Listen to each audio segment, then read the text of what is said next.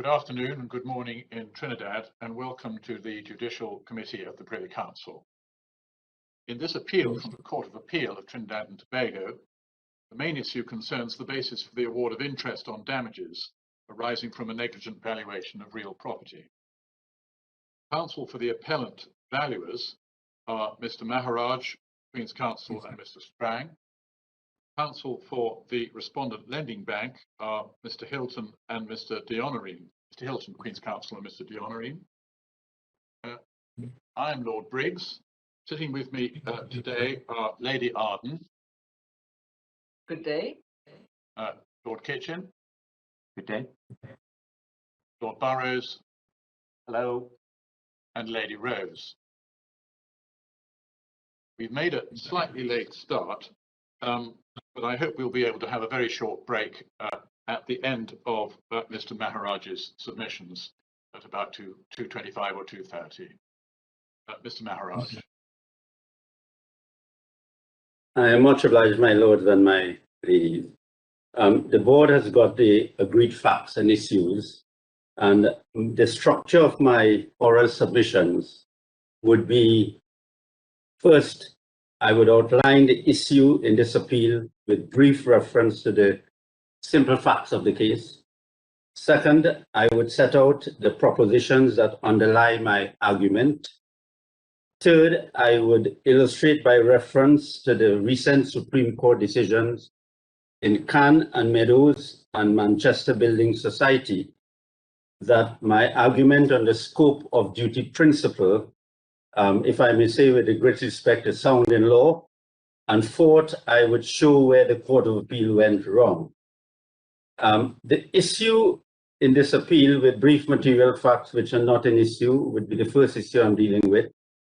There is one principal question in this appeal, and it arises from relatively simple, if unusual, factual circumstances. I would first state the short material facts which are not in dispute, and I would then state the principal issue as I see it, which arises from the facts of this case. The material facts which are not in dispute are: the appellant, a valuer, was retained to value a property for the purposes of a mortgage. He valued the property at $15 million. The respondent bank lent $3 million secured by a mortgage over the property. The appellant had negligently overvalued the property. It was in fact only worth $2.375 million. But when the borrower defaulted, the bank could not realize even that lesser value because the mortgagor did not in fact have a good title to the property. So the bank suffered a loss of the entire $3 million. The investigation of title had been carried out for the bank by a third party, its conveyancing attorney. The attorney had failed to spot or cure the defect in the title. The bank sued the conveyancing attorney, and those proceedings were settled by payment by the attorneys of an agreed sum. In these proceedings against the appellant, the Court of Appeal found that the appellant was not responsible for the fact that there was a good title to the property. These matters give rise to one principal issue between the parties. That is, whether the appellant is liable for the whole of the bank's $3 million loss. The question of law, therefore, is whether the $3 million loss falls within the scope of the duty of the appellant. I would first indicate the contention of the bank is that the appellant is liable for the whole $3 million loss, subject, of course, to giving credit for the sums received from the conveyancing attorney, because it says that the appellant's valuation advice was given for the purpose of enabling the bank to decide whether to lend, and the appellant is therefore liable for all reasonably foreseeable consequences of that decision to lend. The contention of the appellant, however, is that the appellant is not liable for the whole loss of $3 million, but the lesser sum of $625,000, which is the difference between the amount the bank lent and the value of the property. The actual sum in issue in the appeal derives from the Court of Appeal's decision to award interest on the whole loss of the $3 million instead of the lesser sum of $625,000. We have set out in our written case the difference between the interest of $3 million and the interest on $625,000. That is in effect the sum of what we say the Court of Appeal's error on the measure of damages is. And if I can just point out to the board, in the appellant's case, that is in the key documents bundle, it's tab to 1150 to 1159.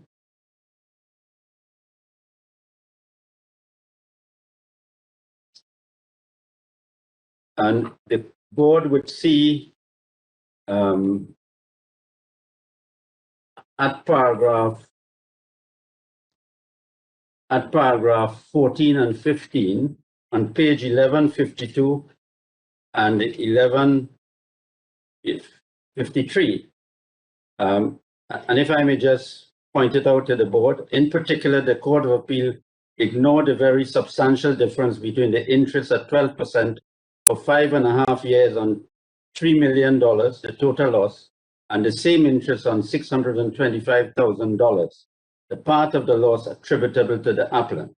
The date of the advance was 27 March 2009, and the date of the judgment was 14th of October 2014, a period of 5 years and 202 days. The two measures of loss are as follows. The Court of Appeal's measure of loss is $3 million plus interest on that sum being $199,224 minus $2.4 million minus 20% to the nearest dollar. The correct measure of loss is $625 plus the interest on that sum being $416,505 minus 20%, that is $833,204. The difference between the two measures is $1,246,175, which is the amount by which the Court of Appeal earned.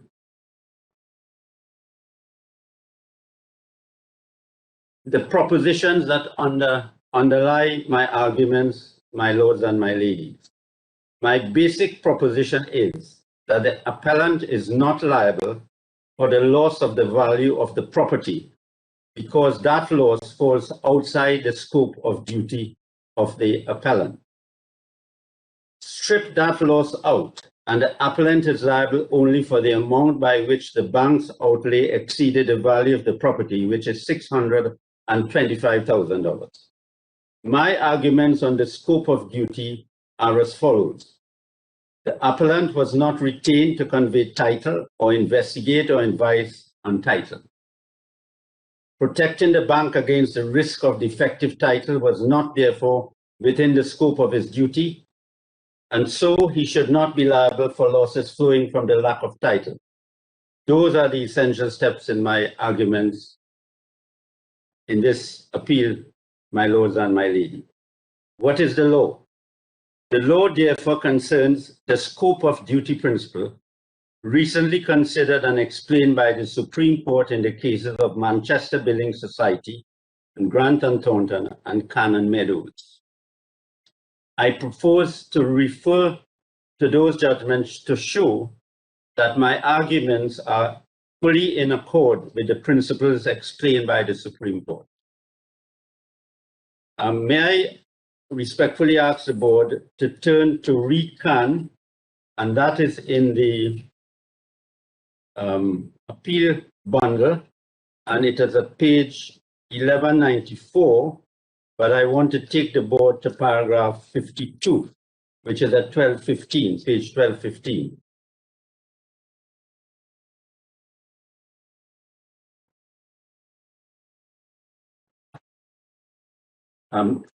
Can I continue? It states, in this context, where the defendant valuer has provided a negligent service which has caused some actionable loss to the claimant, the court needs to identify the extent of the loss which fell within the defendant's responsibility and to exclude such loss as fell outside the scope of the defendant's duty. Then if I can take the board to paragraph 33. But before I do so, may I submit that in Re-Can and Re-Manchester Building Society, the Supreme Court, in my respectful view, explained the basis for and the exercise of this principle set out, which I just read from paragraph 52. I will take your lordships to a few passages from those judgments.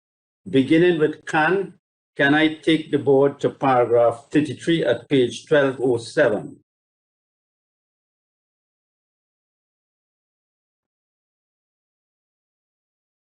And about almost at the end of the page, the paragraph before the end, starting with the word similarly, I want to refer to what the board referred to in that case.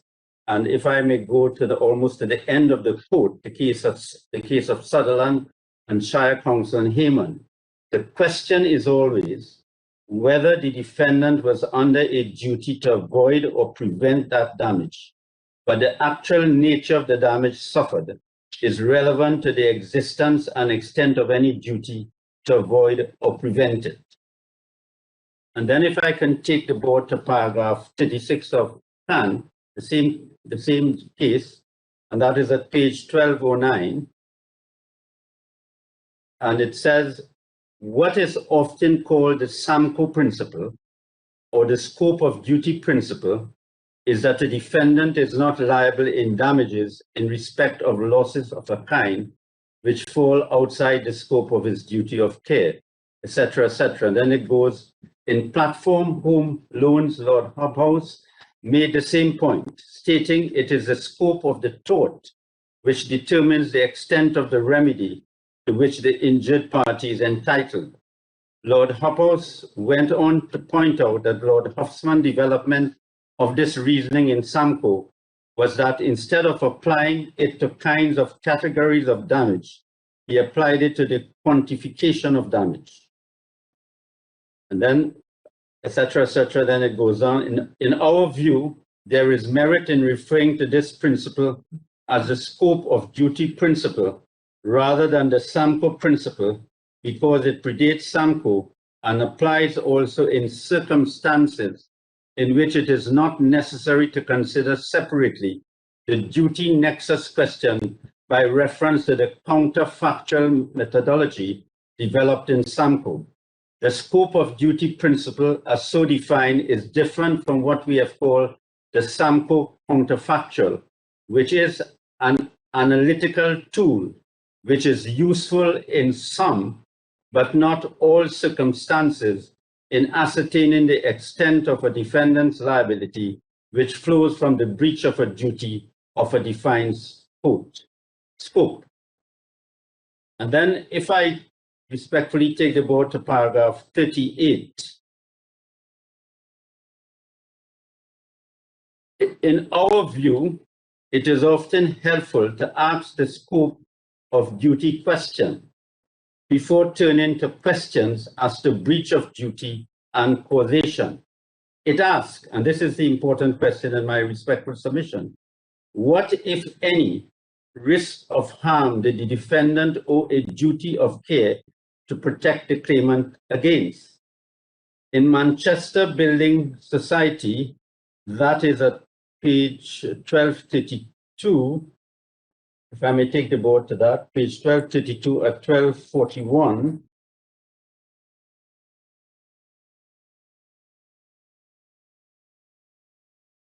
At paragraph 17, at 1241,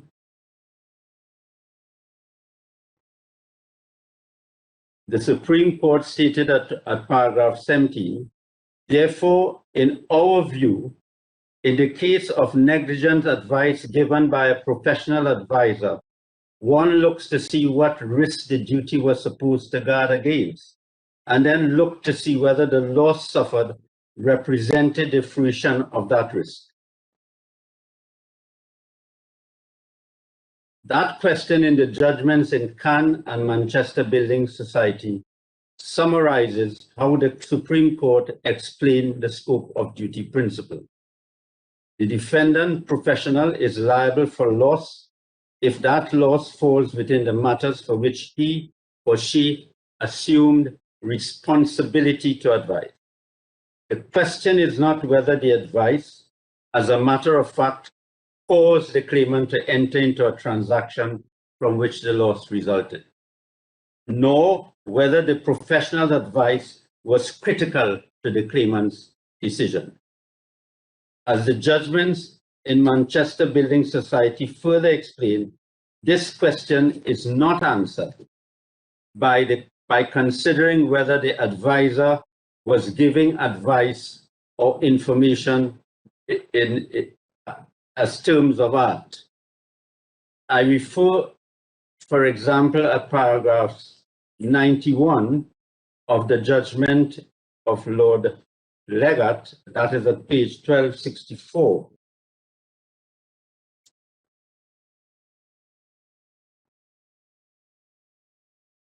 And the board would see at paragraph 1264, Lord Leggett refers to the insights of Lord Sumption in the Hughes and Holland case. And the board would see at the end of paragraph 91, at the first paragraph, at the end of the first paragraph, paragraph 91, Lord Sumption made it clear that the relevant distinction is based not on the nature of the defendant's work product, and whether that is more naturally described as information or advice, but solely on the extent of the responsibility undertaken by the defendant. What characterizes case falling within Lord Husman's advice and category, and his lordship stated, and I leave that for the board at its leisure to read it, if I may respectfully submit. And then it goes on, by comparison, in the information category of case, the professional advisor contributes only a limited part of the material on which the client will rely in deciding whether to enter into a prospective transaction. It is for the client or possibly other advisors to identify what other considerations are relevant and to assess the overall commercial merits of the transaction. And then the court says, even if the material which the defendant supplied is known to be critical to the decision to enter into the transaction, he is liable only for the financial consequences of it being wrong and not for the financial consequences of the claimant entering into the transaction. Otherwise, the defendant would become the underwriter of the financial fortunes of the whole transaction by virtue of having assumed a duty of care in relation to just one element of someone else's decision. And then at paragraph 92, and forgive me, my lords and my ladies, if I read the whole of paragraph 92, because I think it is important in this case. 2 points arise from this.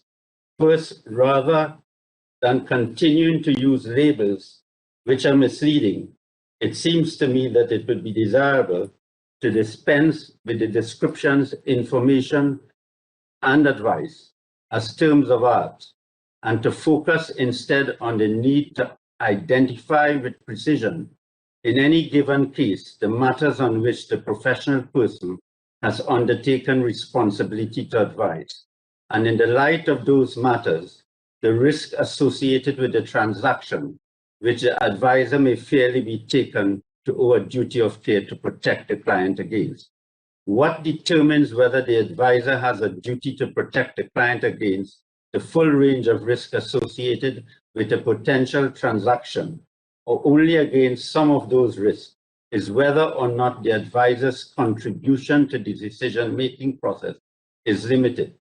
If it is not, either because the advisor is responsible for recommending a course of action, not just for providing material to the client's decision as to what course of action to take, or because the matters which the advisor is expected to take into account are open-ended and not limited to a particular subject matter, then the advisor's responsibility extends to all foreseeable risk of entering into the transaction.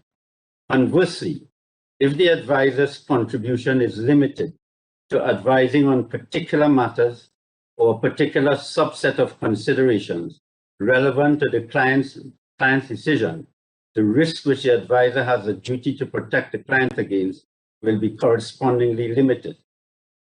Paragraph 93. It follows from the nature of this distinction that cases in which a professional advisor is liable for all the foreseeable consequences of a commercial transaction into as a result of negligent advice are likely to be rare. The position may be different where, for example, the claimant is a private individual relying on a financial advisor to recommend an investment. But in a commercial context, it is unusual for a professional advisor to be asked to advise on the overall merits of a transaction or left to decide on the matters to consider in formulating the advice. It will usually be clear that the advisor's responsibility is limited to a particular area of expertise, and there will be other considerations relevant to the client's decisions which are not for the advisor to assess. And then as Lord Millett, etc., in identifying the area of responsibility of a professional advisor, his or her profession will usually supply the answer. And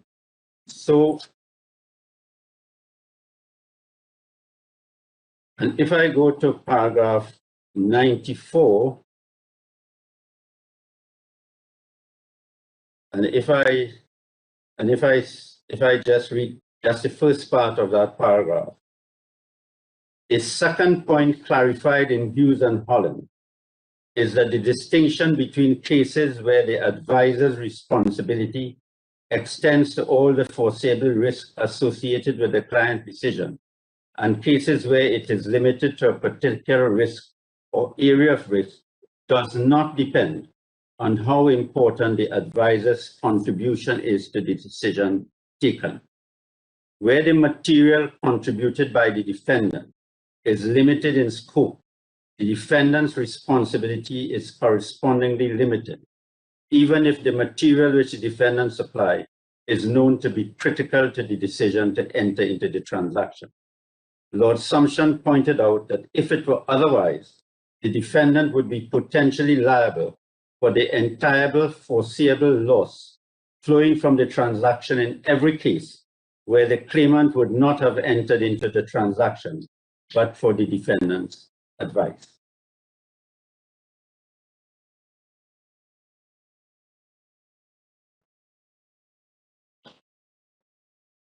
My lords and my ladies, the judgment in Cannes addressing cases of professional advice summarizes the same points when describing the application of the scope of duty question at paragraph 41 of Cannes, page 1211.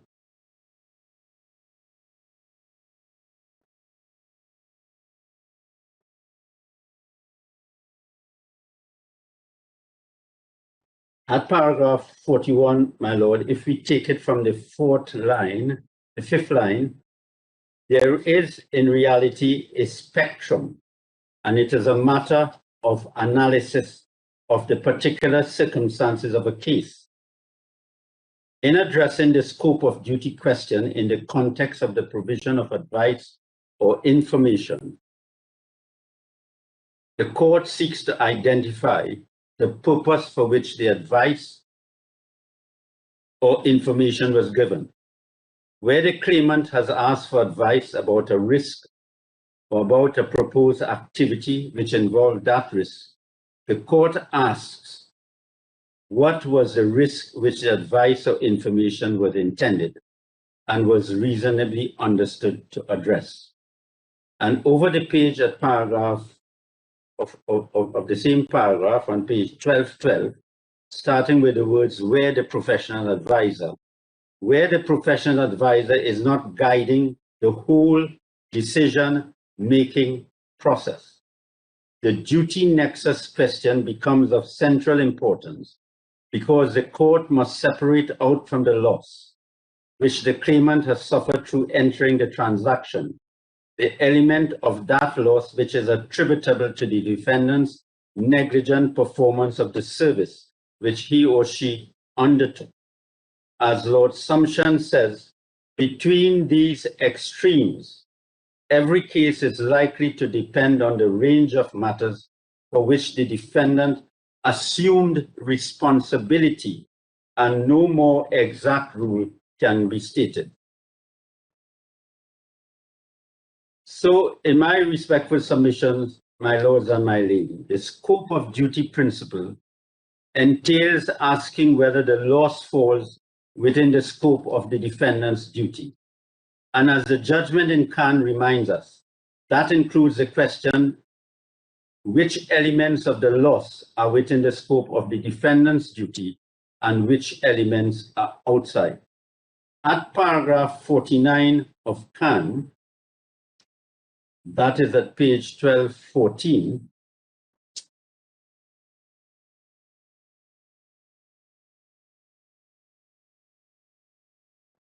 the scope of duty question may also arise in relation to the extent of damage. There may be elements of loss which the claimant has suffered as a consequence of a defendant's acts or omissions which are within the defendant's duty of care, and elements which are outside the scope of that duty. And then the judgment in Khan sets out the same question in the context of a bank's professional advisor at paragraph 50 in the last section of the paragraph, starting with the words where having.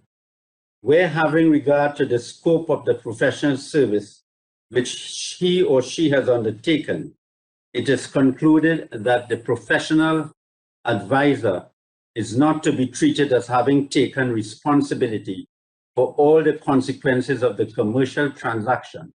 The scope of duty question, it is necessary to identify how much of the losses which the financial institution has sustained in the transaction fall within the responsibility of the defendant valuer. The reasoning is then summarized in the principle identified at paragraph 52,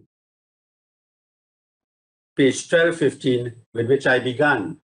And that is, the court needs to identify the extent of the loss which fell within the defendant's responsibility and to exclude such loss as fell outside the scope of the defendant's duty. So applying those principles of law to the facts of the present case, my lords and my lady, and bearing in mind the guidance given in the passages which I've read and which I've referred to, I respectfully submit as follows. The appellant was not retained by the bank to guide the whole decision-making process in respect of the mortgage transaction.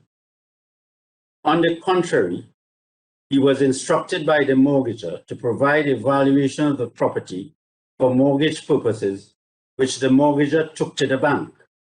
He could not be said to have been retained to take responsibility for the whole of the bank's transaction. Among other things, he was not retained to convey good title or to investigate or advise as to the mortgagor's title. Those matters were outside the scope of his duty. Therefore, the fact that the bank had a security with defective title was not within the appellant's responsibility. Or put it another way, in answer to the question posed by some of the authorities, the risk that title to the security was defective was not one of the risks that the appellant's advice was supposed to guard against. It follows that the losses resulted from the fact that the bank had no security fall outside the scope of the appellant's duty, and he's not liable for them. He's not liable, therefore, for the loss represented by the actual value of the security, $2.375 million. That is the value decided by the Court of Appeal. He's liable for the difference between $3 million and $2.375 million, which is $625,000. Let me now address the board on the error of the Court of Appeal. With respect, just before you do, why do you say that the upper figure is the amount of the loan. In an ordinary case where there is no defect in title and a valuer gives negligent advice about value, by the time the lender comes to realize the property by sale through appointing receivers, he will have suffered a loss of use of his money as well as the original loan, conventionally represented by an appropriate rate of interest. Why is that loss, up until a property which had good title would in the ordinary course have been sold, outside the scope of duty, which I think you seek to make it by limiting the loss to the difference between 3 million and 2.375 million? Yes, my lord. My lord, this is not a typical case in my respectful view, in that what it is, if one used the Samco counterfactual cap, one would have seen that the valuation was for $15 million and the loan was for $3 million. So we have a situation in which the title, the defect of title, showed that there was no value to the property.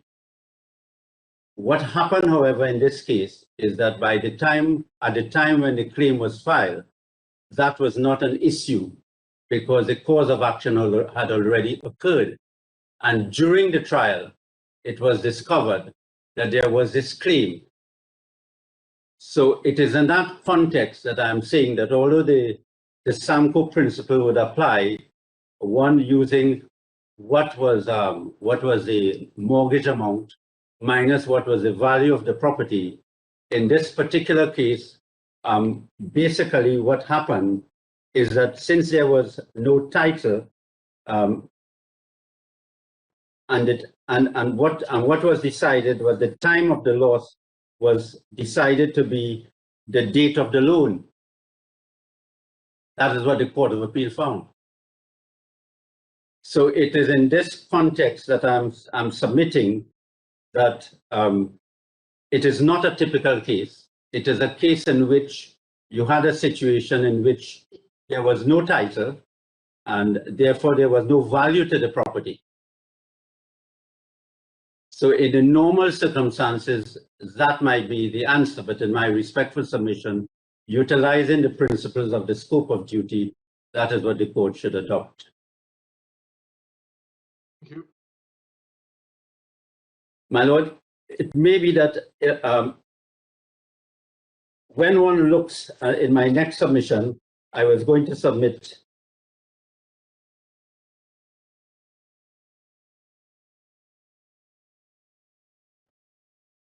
and I'll say it later.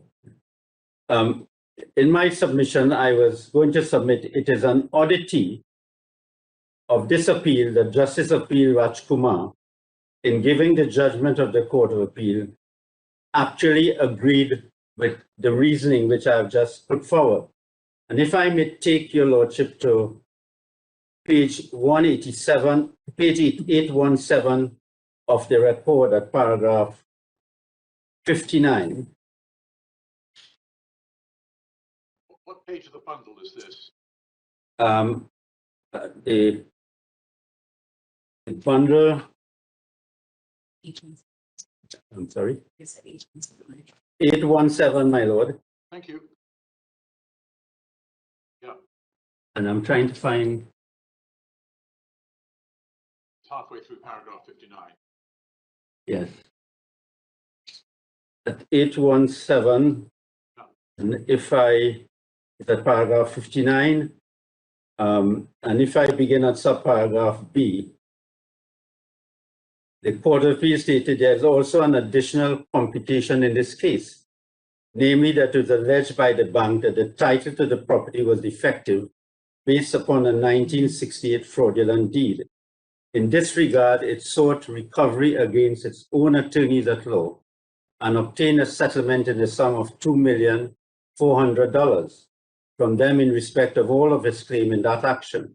Its claims in that action were damages for negligence based upon allegedly defective title. However, as in the instant action, the bank in fact sought recovery of all the sums that had been advanced upon the security of the subject loan. Then at subparagraph C, and I emphasize the first sentences, if there had been proper title to the subject property, the respondent would have been able to reduce its loss by the sale of the subject lands under the mortgage.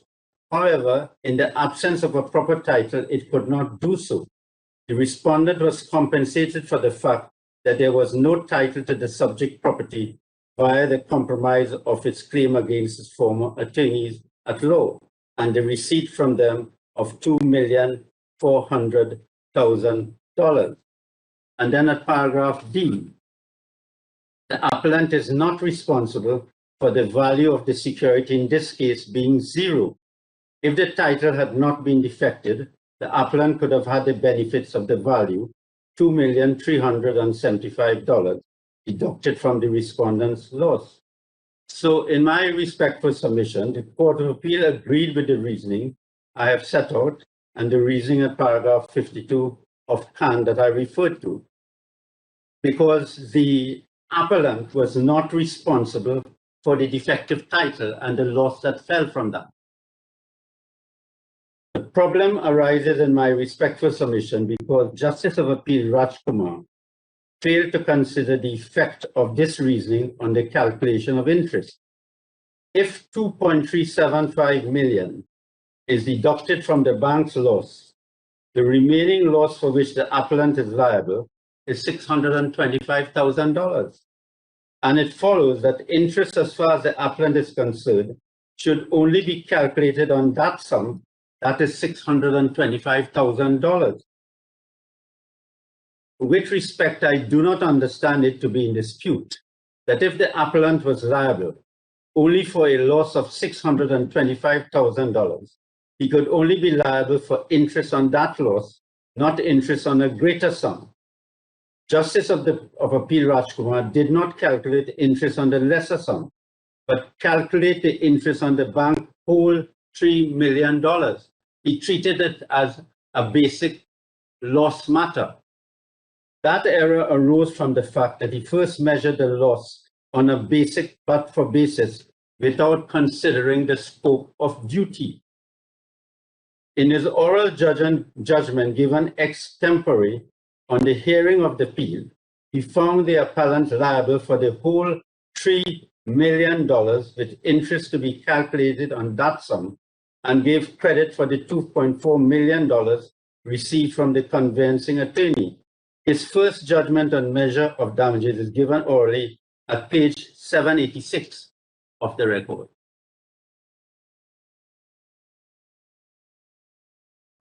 There you will see the transcript of the oral judgment. And he said, Mr. Maharaj, yes, ma'am. Sorry to interrupt you at this point, but just before you continue, could you just clarify for me what you regard the interest as being? Are you, in your calculation, in effect suggesting that it is statutory interest on the loss of $625,000, yes, or is it something else? No, my lord. What happened in the Court of Appeal, in the contractor's rate was 15.75, I think, and the Court of Appeal agreed that it should be the statutory rate of 12%. So I'm conceding that it's 12%. And is that therefore interest on damages rather than interest as damages? Is it a statutory form of interest dependent on a statute on the damages, or is, yes, or is it a loss of interest that is itself damages? As I understand it, is interest on the damages. Thank you very much. I was about to read what Justice of Appeal Rajkumar said at page 786. we come now to the question of damages. We accept that, well, I am not sure if it is entirely the submission of the appellant, but we do accept that the proper basis for damages in this case would be the advance by the bank of $3 million plus a proper rate of interest, which is its accepted represented law and not the contractual rate of interest, minus the extent which the recovery has already taken place as against Lex, which would be $2.4 million. That was all the Court of Appeal had to say orally about the damages, my lord. It was erroneous measure of the appellant's liability for the reasons I have set out. In short, Justice of Appeal Rajkumar failed to consider the operation of the scope of duty principle, and I submit that was an error of law. When he addressed the question of damages again in his written judgment some 3 months later, he began by using the same measure, and I refer to page 814 at paragraph 55. And in particular, what he said, the loss caused to the respondent by both the negligent advice on title by its former attorneys at law and the negligent valuation of the appellant was the same, being an advance of $3 million made by the respondent, which it would not have otherwise made, plus reasonable interest thereon. And then I submit, having done that, when he went on to consider the scope of duty question, he mistakenly persuaded himself that the different approach made no difference in practice, because the sum stripped out by the scope of duty principle, $2.375 million, was similar to the amount to be deducted to give credit for the receipt of $2.4 million from the conveyancing attorney. This is what he said at page 817, letter D, subparagraph D. In fact, because of the settlement with the respondent's attorneys, the respondent was compensated for the fact that the property's title was defective and its value effectively zero. That settlement figure in the sum of $2,400,000 must be deducted instead from the respondent's loss. The settlement figure of $2,400,000 is marginally higher than the value of the land found by the trial judge, $2,375,000. The appellant's liability in this case is not therefore overly complicated by the fact that the value of the subject property turned out to be zero, because this aspect of the claim was effectively compensated by a recovery against former attorneys at law for the equivalent of its value. In my respectful submission, the problem with Justice of Appeal Rajkumar's simple resolution to this dilemma is that he forgot about the significant difference between interest at 12% on $3 million and interest of 12% on $675,000. That is the difference we have set out in the calculations in our written case, as I've pointed out at paragraphs 14 and 15 at pages 1152 and 1153. May I just point out before I come to the conclusion, my lord, in the appellant's case, at paragraph, it's at page 1155, but find that in the key documents bundle. The board would see that we dealt with the question of occupiers. It's at paragraph 27.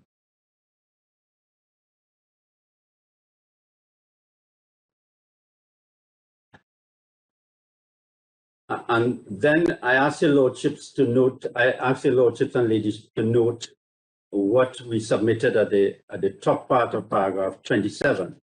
But then starting from the word but there was no evidence that the presence of occupiers and the nature of the occupation was in fact such as to make it more difficult to sell the land.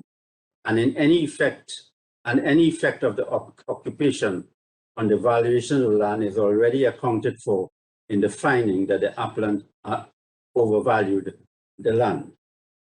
In conclusion, Can I just, as I understand it, although the experts were both asked to value the land as commercial and residential property with and without occupiers, in fact, they only took into account in their valuations the difference between the commercial and residential values. There doesn't seem to be in the evidence any indication of what additional, if any, reduction in value was caused by the presence of the occupiers. And as I gather from what you've just said and reading the cases, it seems to be agreed that the difference in value is the $625,000, and that there's no additional diminution in value arising from the presence of the occupiers. That may be a different way of saying that there's no evidence that it made it more difficult to sell. yes, my lord. My lady, Got to. my lady, you have put it better than I could have put it, my lady. That is exactly what I'm. Much obliged, my lady. My lady, my lords and my lady, in conclusion, I would submit that another way of illustrating the interest point is as follows. The loss of the value of the property plus interest on that sum from the date of the loss was the responsibility of the conveyancing attorney at law. The amount by which the loan exceeded the value, that is $675,000 plus interest, on that sum from the date of the loss was the responsibility of the appellant.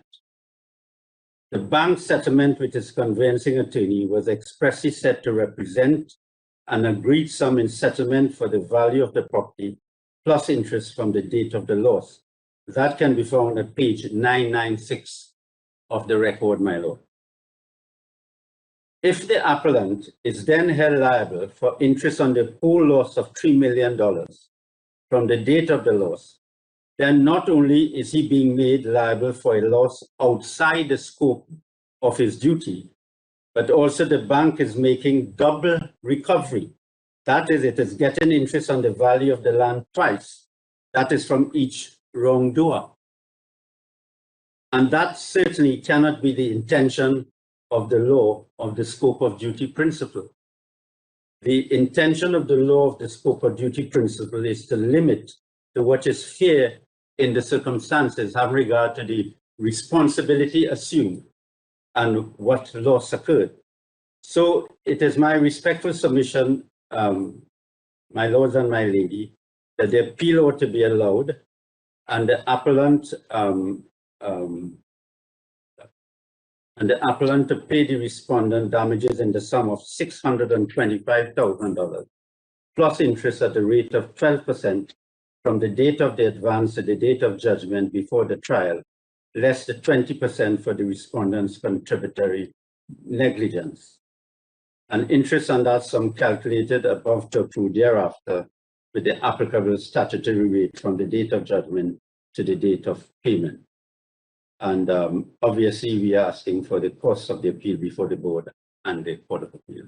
Unless I could assist the board any further, those are my respectful submissions. Thank you very much, Mr. Maharaj. That was very concise and helpful.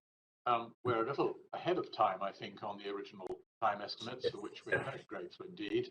And that gives us scope for a short break. But I can see that Lord Burrows and possibly Lady Rose have questions before you're allowed to sit down. Well, I think Lady Rose had her hand up first, so did you want to go, Lady Rose? Right. Just looking at the calculation that you've included in at the top of page 1153,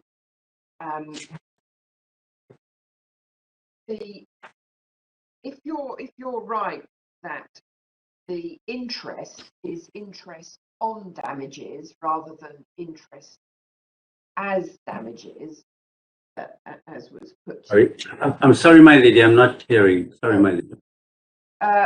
Looking at the calculation at the top of page 1153, I'm not sure why you deduct the 20% at the end, I would have thought it was more logical on your case to say the correct measure of loss is 625,000 minus 20%. That is the amount for which the valuer is actually liable, and then interest on those damages at 12%. Arithmetically, of course, it works out as exactly the same amount, $833,204, because you're deducting the 20%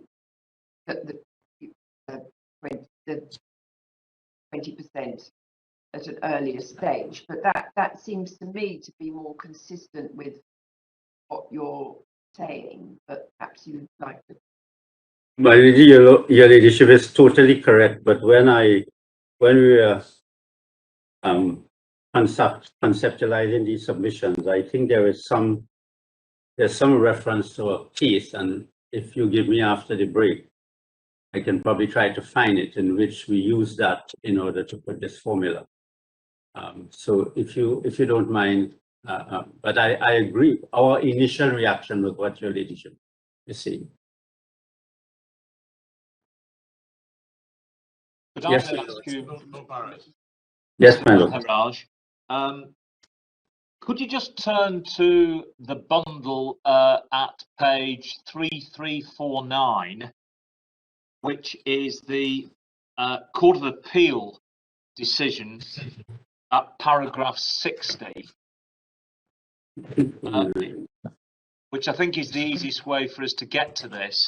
It's a quotation from Lord Nichols in the NICredit number 2 case. So electronic bundle 3349. Would you give me a chance, my lord? 3349. I'm finding it. Yeah, I'm looking. My electronic bundle runs out at 1344. It's 818, I think. I'm sorry, I've got the wrong reference. 818. I'm sorry. I'm sorry, my lord. 818. 818. 818. And it's paragraph 60. 60.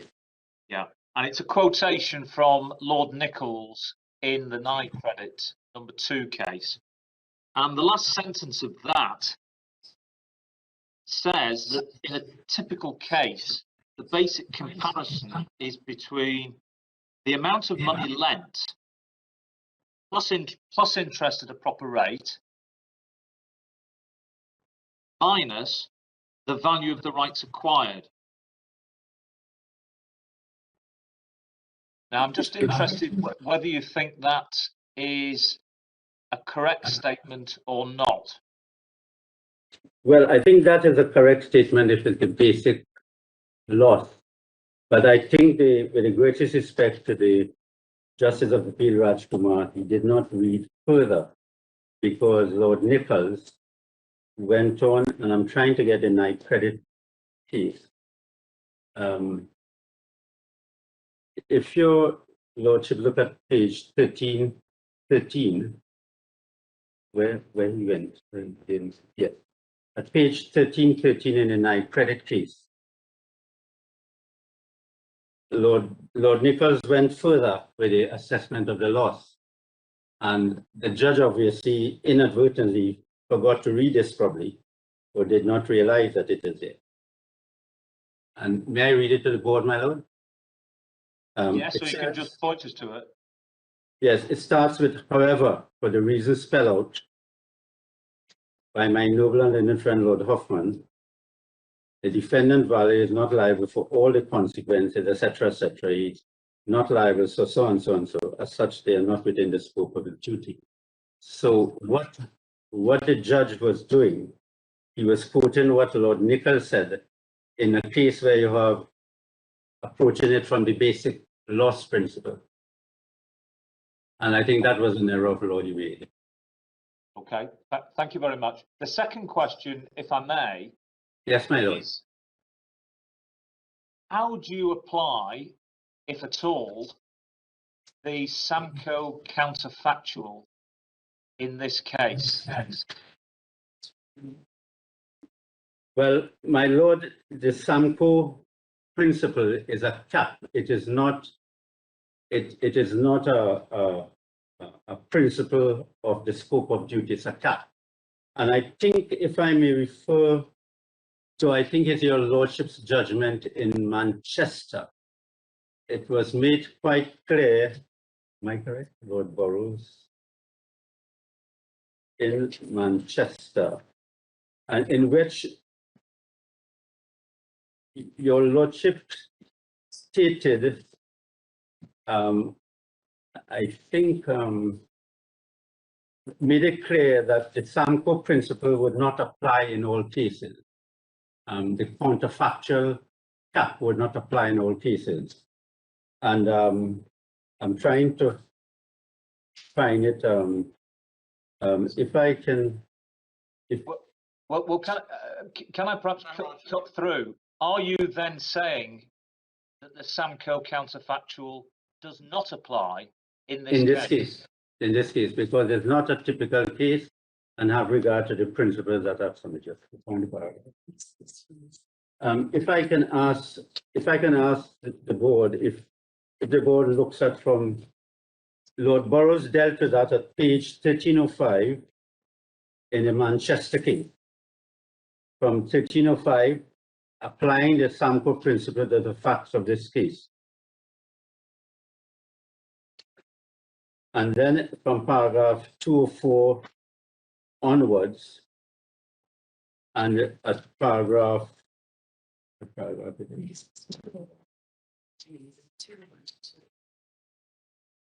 sorry, it's 201, paragraph 201 to 204. And if your lordship, I do not know if Lord Burrows would remember this, but at paragraph 201, he said the way out of the conundrum is to recognize that the decision as to the scope of duty care focuses especially on the purposes of the advice, etc. And he went on to deal at paragraph 202. I'm not suggesting that difficulties applying SAMCO counterfactual are only counted in relation to audits as negligence. Then at paragraph 3, and it pointed out, my lord, that the SAMCO principle may not be applicable depending on the facts of the case. What I'm really pressing you is, you say on these facts, it is indeed one of those cases in which the SAMCO counterfactual cannot be appropriately applied. Yes, my lord. Thank you very much. Much obliged. Maharaj, just before you finish, was it common ground in all the courts below that the loss should be measured as at the date of the loan? Yes, my lord. Because it seems to flow. I mean, the one common feature of the two rival interest computations is they both appear to run from the date of the loan. Whereas in a number of the SNAFCO cases, and in particular, I think NI Credit from recollection, the loss was not measured at the date of the loan. It was measured at a later date, by which time, of course, the bank's use of its money had increased its loss. Yes, my lord. I'm just wondering how it came about. And generally in negligent valuation cases, the lender often says, well, it's not fair on me to value the loss at the date of the loan. Firstly, because I take my security as a cushion for increased interest overrun until I can sell the property, and because I'm locked into the property until I can sell it. And I just wondered why it was assumed in this case that the date of the loan was the correct date to measure the loss. My lord, to be honest, what happened, the Court of Appeal found loss was the date of the loan, and that issue was not appealed. We did not put that in here. It was not appealed. And did the judge do it on the same basis? Yes, my lord. Thank you.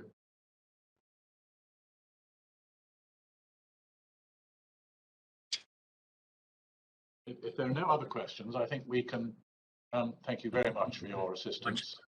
Much obliged. And we will resume. I make it 6 minutes past 1. Shall we resume? Sorry, 6 minutes past 2. Shall we resume at 2:15? Yes, Mr. Hilton. May it please you, my lords and my ladies. Both courts in below held that this was a but-for case. The respondent bank, are your lordships hearing me? Yes. The respondent bank they held would not have granted the loan if the appellant had not been negligent. They therefore applied the basic comparison, to use Lord Nichols' phrase. The appellant submits that they were wrong because this is not a usual case, and the scope of the appellant's duty did not extend to all the losses suffered by the bank. The parties appear to agree on one thing, and that is that the leading cases on the scope of a professional lender's duty are the recent decisions by the Supreme Court in Manchester and Grant Thornton and Cannon Meadows. The board will note that in paragraphs 4 to 7 of our written case, we point out that my lords and my ladies, our written case is at 1160 of the electronic record. In those paragraphs, we note that in both of those judgments, their lordships pointed out that the scope of the advisor's duty will depend on the purpose for which the advice was given, taking all the commercial factors into consideration. And there's no dispute in this case that the report was given for the express purpose of causing a lender to advance a loan on the security of the property. But two other factors are relevant. The first, my lords, is that the appellant was not simply a valuator and property consultant. He was a member of the bank's panel of approved valuators, property consultants. And secondly, he not only provided an opinion as to the value of the land, he also advised the bank as to the position on the ground. That is to say, the presence or absence of occupants. This was a critical factor in the case as the courts held. But my lords and my ladies, as a learned trial judge pointed out, there was also evidence from the appellant's witness that supported her finding. And there's an aspect of that evidence which I will now take the board to, which addresses, I think in part, a point that Lady Rose made.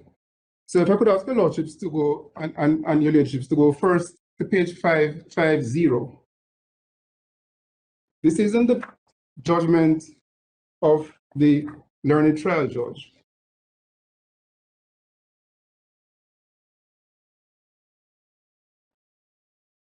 At 550, paragraph 94, this is a paragraph that we quote in our written case. The learned trial judge spoke to the two defects in the report and concluded that the failure to identify the presence of occupiers goes to the question of whether the money should be advanced at all. In 95, the trial judge then referred to the evidence by the bank, the respondent's witness. And in 96, she says, the position taken by Mohan is confirmed as valid by Guman Singh in his email. And Guman Singh, my lord and my lady, is the expert witness for the appellant.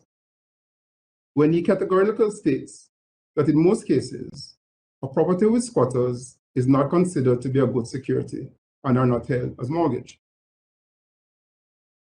My lords and my ladies, the email to which the learned trial judge referred is at page 890.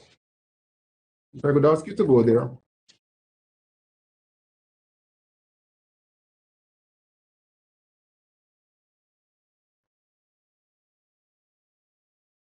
At 890, at the bottom of the page, beginning evaluation, Mr. Guman Singh says, evaluation for mortgage purposes is usually done in the open market and as a cleared set, but the valuer must inform the lender in the valuation if there are squatters or encroachments on the property. In most cases, a property with squatters is not considered to be good security and are not held as mortgage.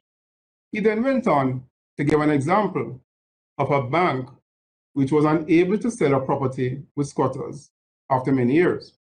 And I'll return to that point because it is relevant to another issue on which the appellant relies. And so these bits of evidence, right, we submit, support a conclusion that the scope of the appellant's duty included all reasonable losses consequent upon the decision to make the loan, because the authorities cited, and in particular the judgments of the Supreme Court in those two cases, point out that one looks at the range and the different matters on which the advisor advised, and whether those matters, given the commercial realities known to them, ought to result in them assuming a wider scope of duty. And we say that that is the case on this evidence. Now, an issue, my lords and my ladies, that was raised both in the appellant's case and in oral submissions to your lordships is what would have been the case had there been proper title. And they argue in effect that had there been proper title, the bank would have sold the property. The loss would have been the difference between the, they say the 3 million and the putative sale price, and interest would be calculated on that. But there are difficulties with that analysis. The first, my lord, is that if you look at and perhaps I can just go to the agreed statement of facts and issues, the reason why the bank withdrew the property from sale had nothing to do with the title issue. At 1142,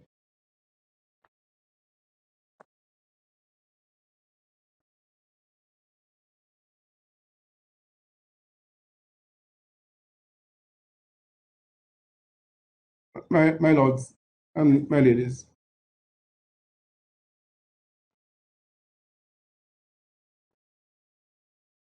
paragraph 4, you will note that the receiver advertised the land for sale and withdrew it from sale because the highest bid was $2 million. And if you go down to paragraph 7, they subsequently learned that there was a difficulty with title.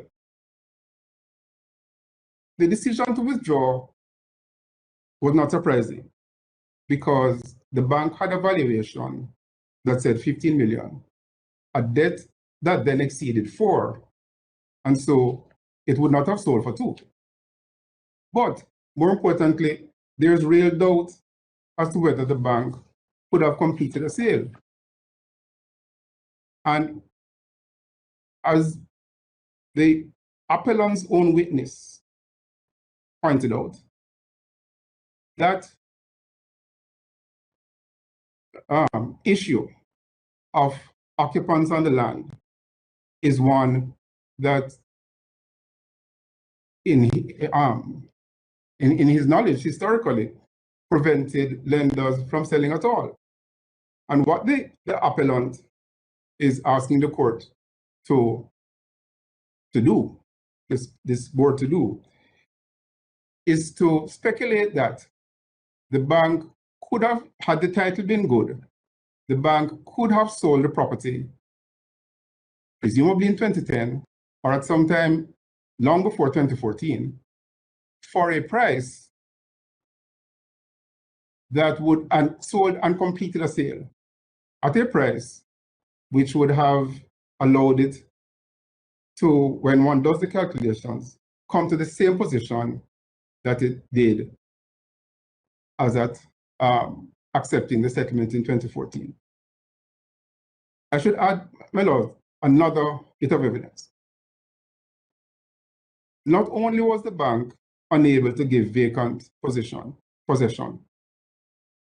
as the trial judge found, one of the occupiers had been in possession for more than 30 years. And your lordships will find that at page 541.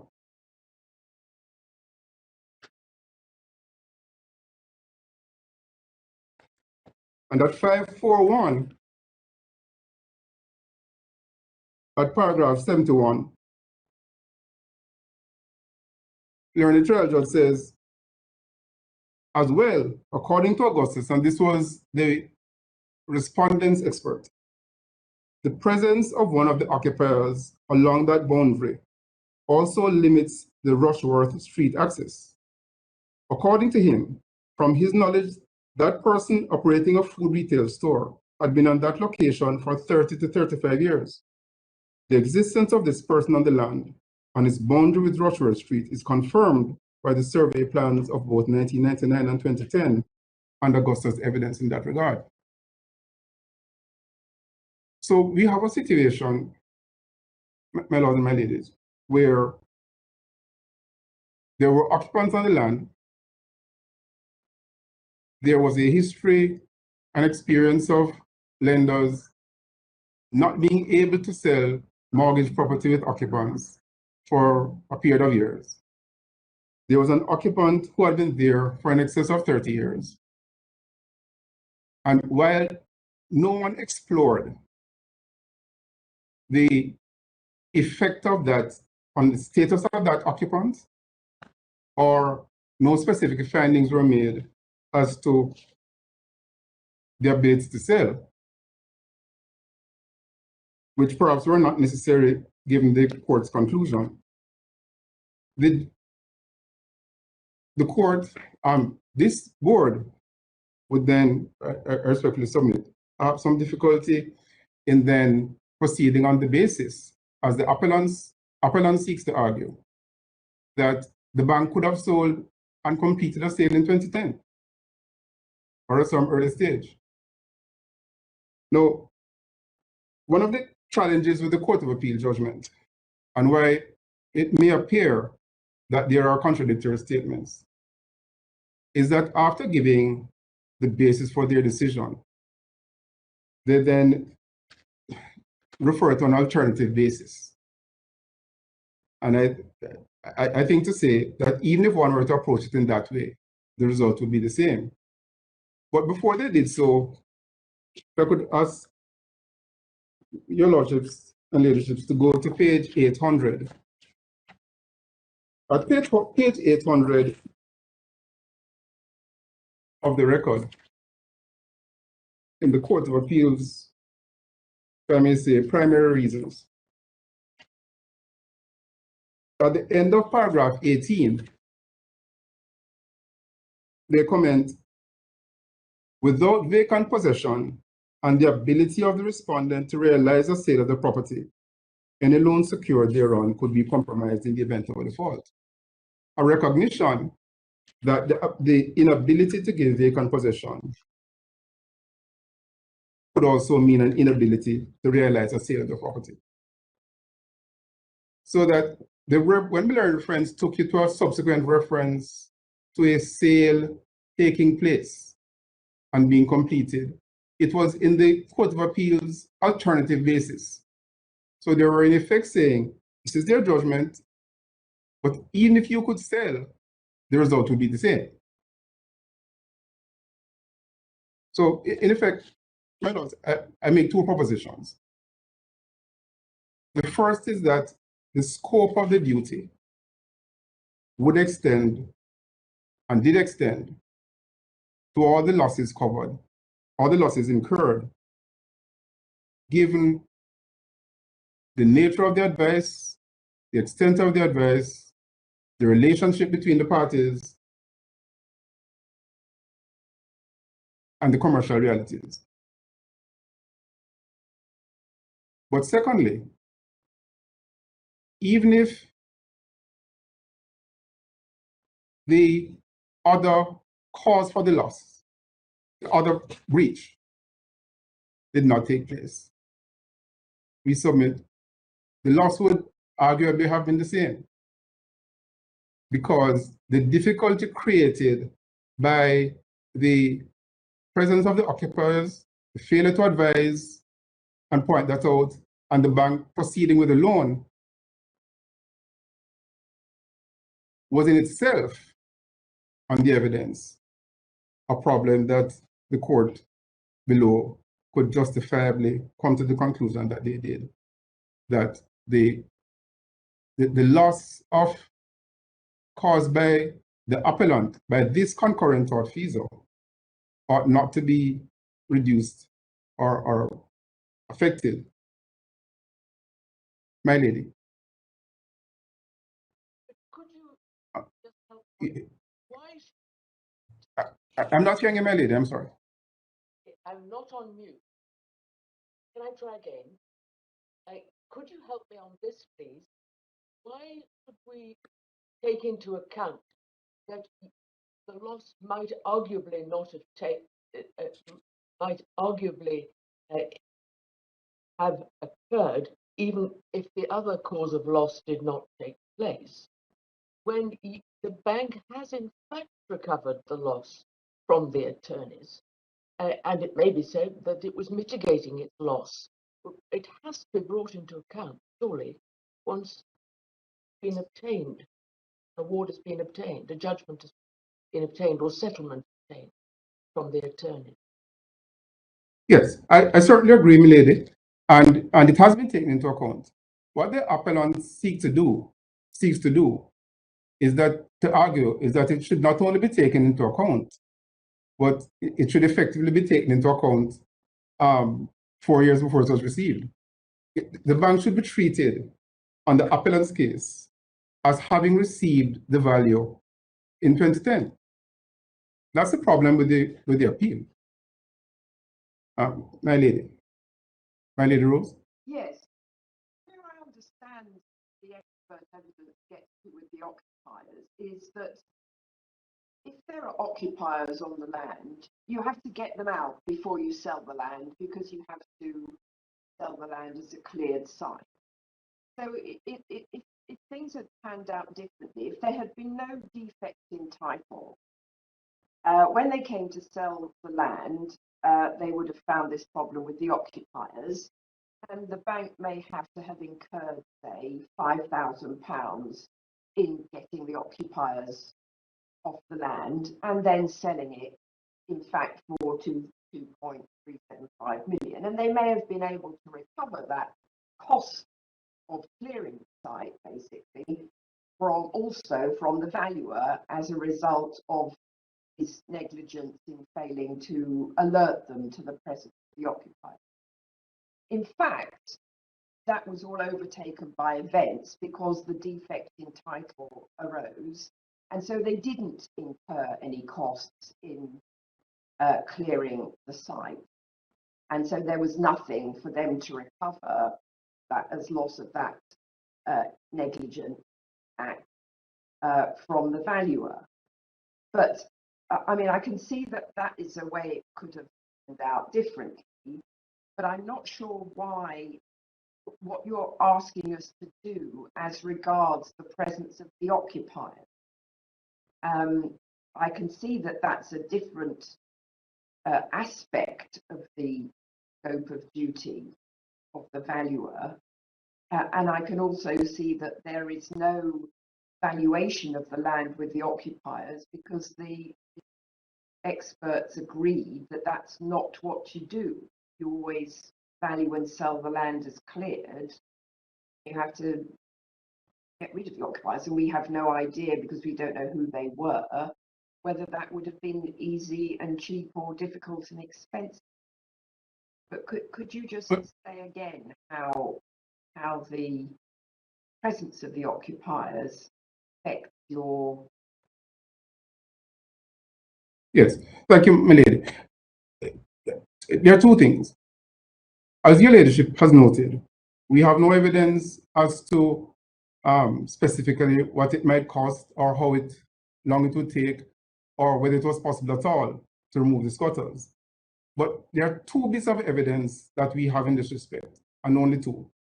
The first is the evidence from Mr. Guman saying that there have been cases where in apparently similar circumstances, a vendor has not been able to get the squatters off for years. So that's one bit of evidence. The other thing, the evidence that we have, milady, is that at least one of the squatters has been occupying the land for a period of time well in excess of the adverse possession statute. Now, that and I do not argue that we have enough to conclude that one could not remove the squatters. My answer to your question is, given that evidence, we cannot conclude that the bank could have removed them within a relatively short period of time, as the appellant contends. And so the answer to your direct answer to your question, milady, as to what we would submit the board ought to do, is that the primary case of the respondent, which is that given that level of uncertainty, given the importance and possible or likely effect of the presence of squatters, and given the range of advice, the scope of duty ought to include the giving of the loan, ought to include all the losses that flowed, because otherwise we have the practically insurmountable difficulty of trying to sort out what loss flowed from what. The losses that flowed, that the bank incurred, resulted from both, and there's no practical way of distinguishing or in my submission basis to. So one could only say in my submission, my respectful submission, that the bank's loss ought to be limited if one could, if the appellant had brought evidence to show how it would be limited, how the bank could have got the squatters off and reduced the loss in the absence of the title difficulty. And as I said, the only evidence before the court pointed the other way, pointed to the difficulties of getting off the squatter.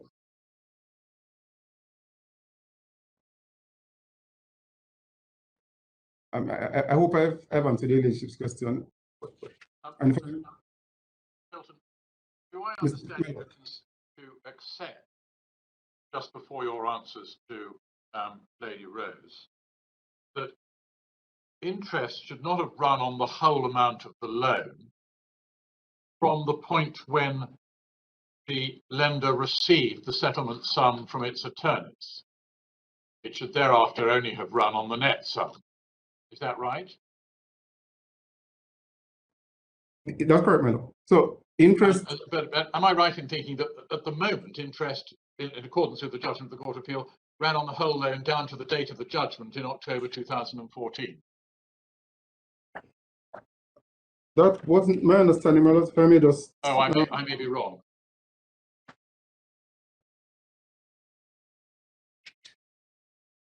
One second, please, Melo. I suppose we're looking for the order of the Court of Appeal, aren't we? Yes, that's at page 822.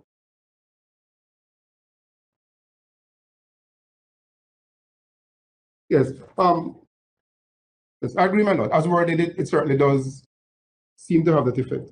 And I certainly accept, my lord, that the 2.4 million should be deducted at the time of receipt, and interest should run on the difference after that. Yeah. Yes, I accept that. Yes, whereas the Court of Appeal ordered that interest run on the full amount until the date of judgment. Paragraph Yes. 74. And there's only about 6 months in it, because I assume you received the lenders received the settlement amount more or less at the date of the settlement in March 2014, and the judge's judgment was October 2014. That's correct, madam. Yes, thank you. Yes, do continue. Yes, thank you, my lord. My lord, Just my lord. sorry to interrupt you again. Just before you continue, can I just go back to what you were saying, just so I've understood it? As I understood the way you are now or putting this case forward, you're saying that one cannot take the view that the loss attributable to the defective legal title was outside the scope of the valuer's duty because you cannot clearly separate that loss out from the loss attributable to the fact that there were squatters on the land. Is that how you're putting it? No, my lord, I wouldn't put it that way, my lord, if I may. So the reason why we say the scope of the appellant's duty extended to other losses is because of the nature of the things he advised on against the background of the commercial realities known to the parties, which is my primary submission.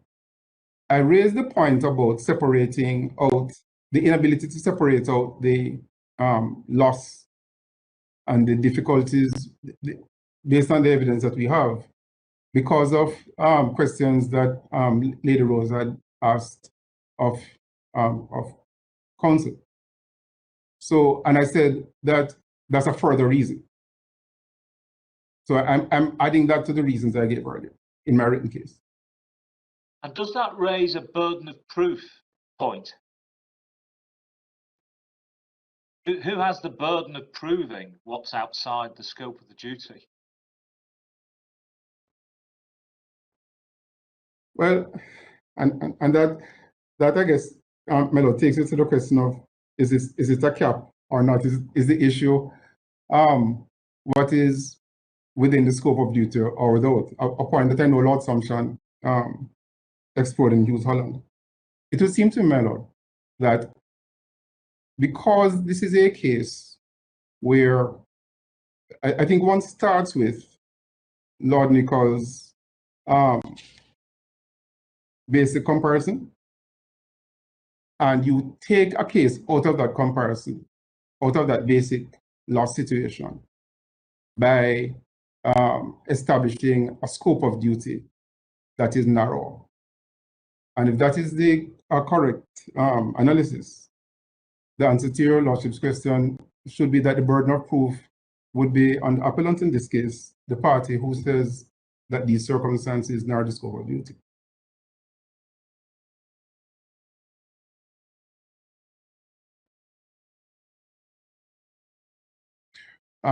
Yes, my lord. Kitchen. I think you're muted, my lord. I hope that's clear now. Yes. I'm hearing you, my lord, yes. Paragraph E. I'm sorry, my lord. I'm not hearing. I beg your pardon. Paragraph 13 on page 1162.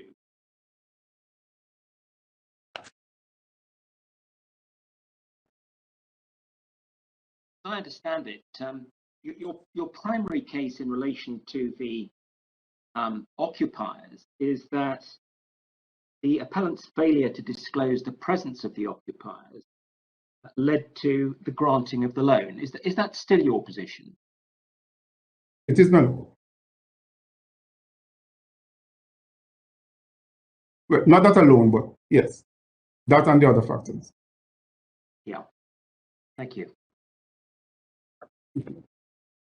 My lady. Yeah, isn't the effect of your treatment of this that the value of the land with the occupiers is treated as zero? Because you say, well, we don't have any evidence as to who these occupiers were. All we know is that sometimes they were very difficult to get off the land for a long time, and buyers don't like land with occupiers. So we jump to the conclusion then that there's nothing to be deducted from the loss of the $3 million as the value of the land. But as you've said, we don't know how expensive or not it would have been to remove the occupiers. So it seems a bit of an extreme jump to then say, well, then they're entitled for the whole loss, and effectively we value the land at zero, but because of the presence of the occupier. Yes. Well, Milady, let us say that there had been no issue with the title. The bank's obligation to mitigate would have meant the bank could not simply have said it is zero and then claim the full loss. The bank would have had to, as the leadership had said, make attempts to clear the land, make attempts to deal with the squatters, and that duty to mitigate and the results of those efforts may well have affected the value and therefore the loss. But what happened in this case is that the bank was able to recover a substantial sum from the other third visa, and so that issue of zero didn't really arise to be adjudicated. So I'm not asking the court to say we jumped to it was worth zero.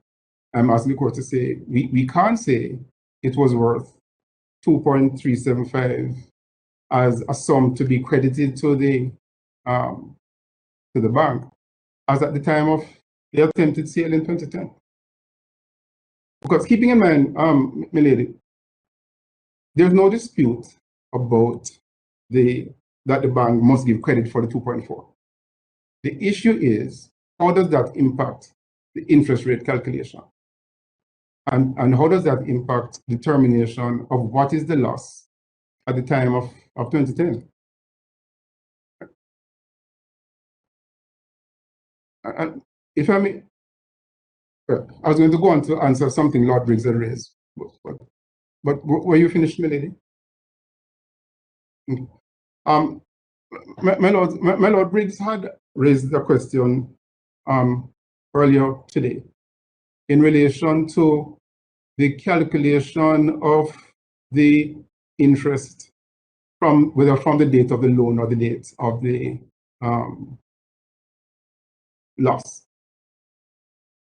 And it's been observed that the courts below calculated it on 3 million from the date of the loan. This is allied to the question that my Lord Briggs also asked learned friend as to whether the loss calculation ought to be 3 million less the 2.3 or the amount of the loan at the time, which was then 4 million. I think in both cases, my lords, you get to the same result. I think strictly speaking, the interest should be calculated from the time of the loss, which is the time of the default, but using the higher figure, which is the 4 million, i.e. the interest that would have accrued at the bank's agreed rate to the date of the loss. So I think the answer is that the calculations in the course below were arguably incorrect in both those respects, to the bank's disadvantage, because the agreed rate ought to have applied from the date of the loan to the date of the loss.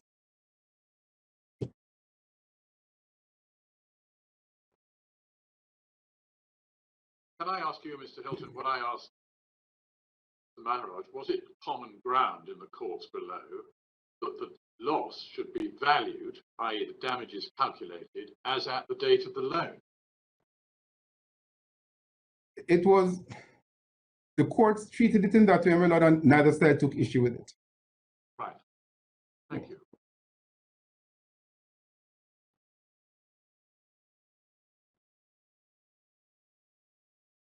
My lord, My lords and ladies, if I may move on to a related point.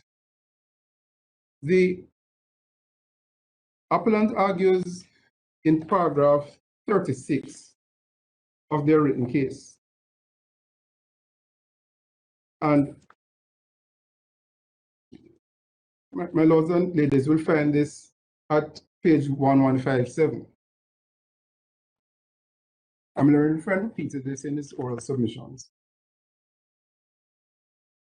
that the conveyancing attorney has compensated the respondent fully for its loss and the loss plus interest.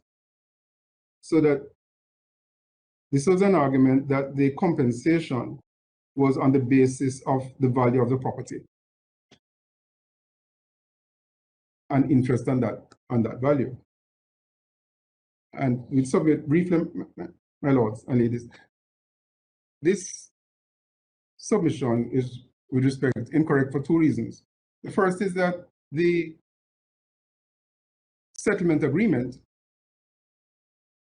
was merely an agreed sum which didn't purport to be on the basis of the value of the property. But more importantly, the trial judge made a specific finding of fact that this was not the basis, this was not a compensation for the full loss. And that is at page 555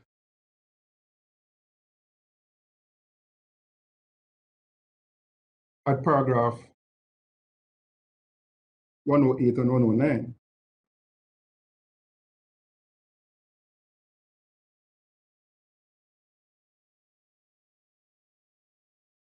Where the learned trial judge noted that this sum did not purport to be and was not satisfaction of the bank's full loss under the mortgage. I think it's a small point, my lord, but the appellants have said it there, and counsel repeated it in the submissions before the board.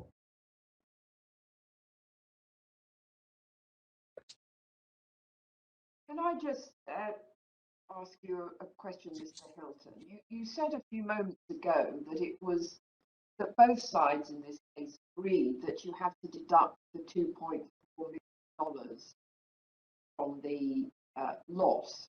That's not what I understood the appellant's case to be, and their calculation doesn't include the $2.4 million as I understood it, because that loss arising from the defect of title is outside the scope of duty as valuer, and the fact that it's recoverable from somebody else is neither here nor there. It's like the loss arising from an adverse movement in the market values of properties in other valuations, or the loss arising from the fact that the child was born autistic as well as with haemophilia in the Carmen Meadows case. In this case, it so happens that the other tranche of loss was the result of negligence of somebody else, and that compensation was recovered. But I don't understand that the appellant's case regards 2.4 million recovery as relevant in the calculation of the loss as they put it. Yes, your leadership is correct. That is, on the appellant's case, what mattered was the value of the land that they say could have been recovered at the time of the loss, not the settlement sum recovered later. I accept that.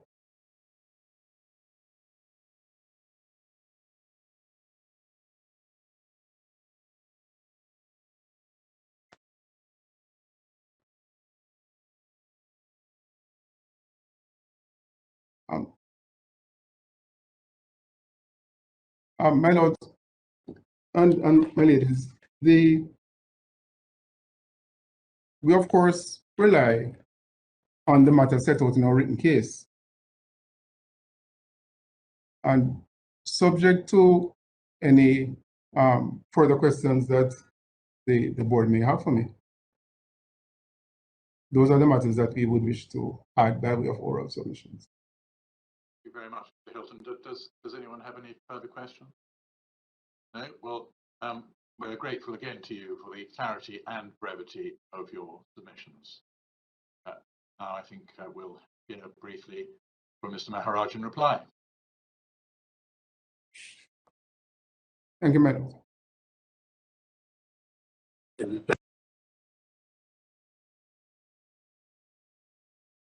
Respect of the settlement at page 996 of the record, it expressly states, and a letter from Giro and Deonarine, who are the attorneys at law in respect of the settlement.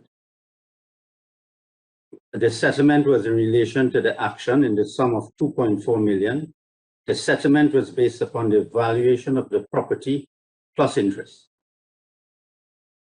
So that in my respectful submission, the bank recovered the settlement for the value of the property plus interest.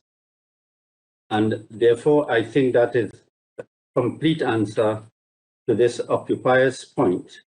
But may I also say that my friend mentioned in his submission something about squatters. There is no evidence that there were squatters. As a matter of fact, at page 151 of the record, in the evidence of Mr. Lawrence, at paragraph 10, he stated that he was instructed by Rafferty acting on behalf of the secretary of the company and no one else, etc., etc. My instructions from Mr. Jerry Alexander were to value the property as a cleared site. I did, however, request information on the occupants of the site and was informed by Mr. Alexander that the occupants were relatives responsible for tending the said property.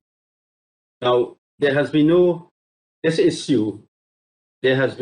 evidence read as to the effect of occupiers on the value or ability to realize the value of the land.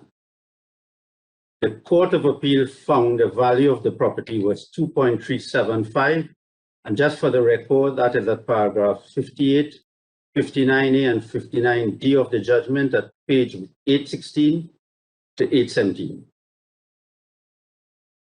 Nobody established what was the nature of the occupation or the ease with which it might be ended. The bank has referred to evidence of occupation, but has not shown any proof that this occupation would have prevented a sale of the security.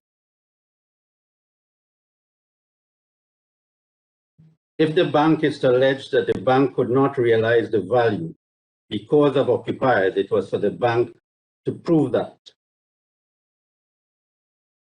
My learned friend who represents the bank is saying that the loss would arguably have been $3 million even if there had been a good title.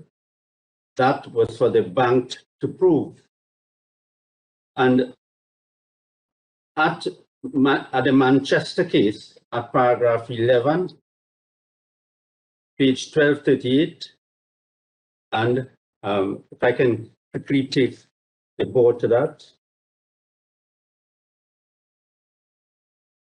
at paragraph 11, for the same reason, the burden of proof lies on the claimant to show that the loss for which the claim damages lies within the scope of duty of care owed to him by the defendant.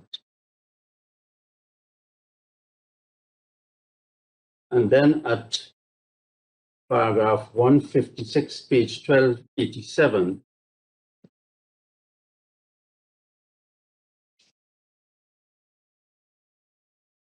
on this appeal, the society has sought to surmount this difficulty by submitting that the burden of proof is on the Grand Taunton to establish that if the swaps had been held to term, the society would have been obliged to make net payments under the swaps in an amount which was as great as the MTM value when they were terminated, etc., etc.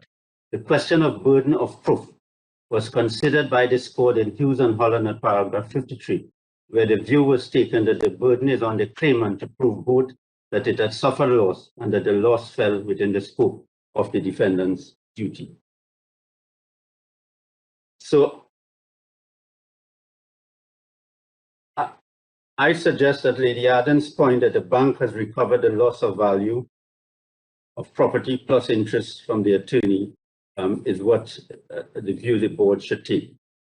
And contrary to the bank's submission, the appellant is speculating that the bank would have realized value of $2.375 million. But as I pointed out, this is a finding of the Court of Appeal, paragraph 59C and D at page 817 of the record. Other references for the burden of proof, if I may just mention it to the board, is at paragraph 53 of Hughes and Holland, page 1192, and I mentioned paragraph 11 of Manchester.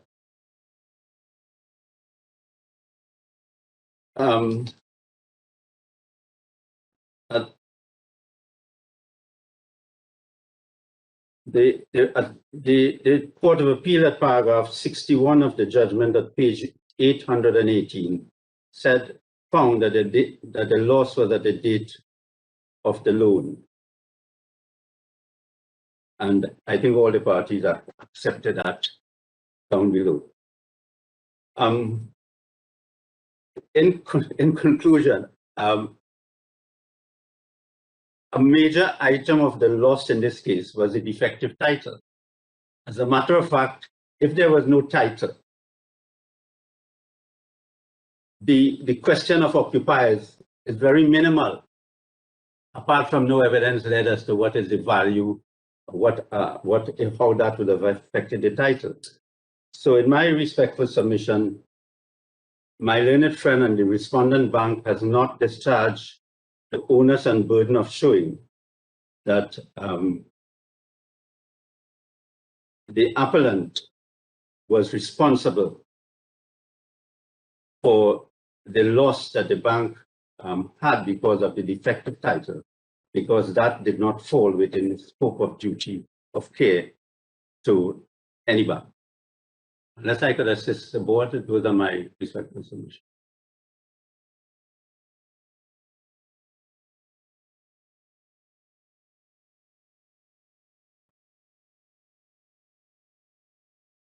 Well, thank you very much. Oh, Lady Rose has a question.